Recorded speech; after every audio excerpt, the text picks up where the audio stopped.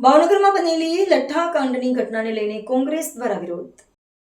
Modasa Mahalakshmi town hall ખાતે અરવલ્લી જિલ્લા કોંગ્રેસ સમિતિના પ્રતિક ધરણા રાજ્યમંત્રી હર્ષ સંઘવી રાજીનામાની માંગ સાથે પ્લેકાર્ડ્સ બતાવ્યા. દારૂબંધીના કાયદાનો ચુસ્તપણે અમલ થાય તેવી માંગ.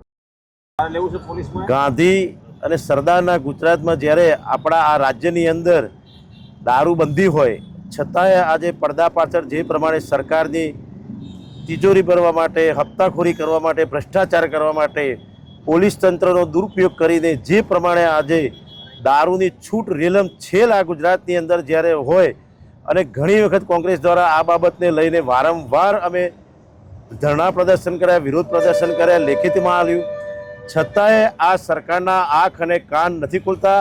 અને જ્યારે આ સરકારની નિષ્ફળતાના કારણે આજે ભાવનગરની અંદર 10થી વધુ લોકો મૃત્યુ પામ્યા, 35 થી 40 જેટલા લોકો હોસ્પિટલ ગંભીર રીતે આજે દાખલ કરેલા છે.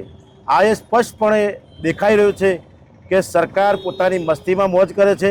પોલીસ તંત્રને જે કામ કરવાનું હોય એ ન કરીને કોંગ્રેસના આંદોલનો પાછળ જ પોલીસ ગોઠવી દેવામાં આવે છે.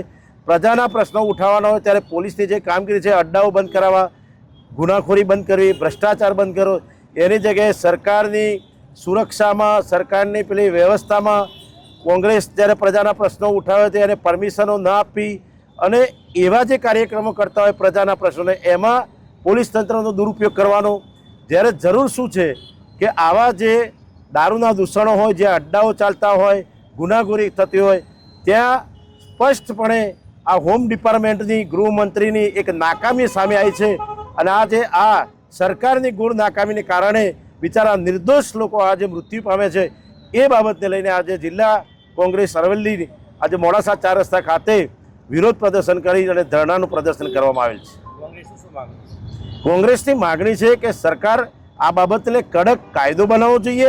જે પ્રમાણે આજે ગુજરાતમાં દારૂબંધી હોય અને છતાંય રેલમછેલ થતી હોય, જ્યાં જુઓ ત્યાં મળતો હોય, કઈ જગ્યાએ નથી મળતો તમે કહો ત્યાં અમે સબૂત આપી દઈએ.